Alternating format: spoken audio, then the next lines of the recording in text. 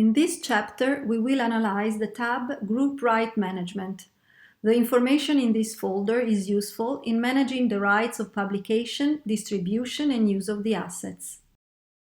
From a multi-selection drop-down menu, you can enter those users who must receive an email notification when the rights of the asset are expiring. A textual field can help to better describe the type of right that is expiring, and a data field will establish the effective expiration date.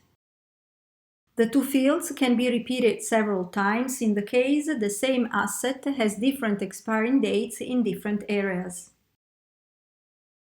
Once the Rights Manager is configured, when playing an asset, a notification pop-up may appear, warning you about some rights that are about to expire.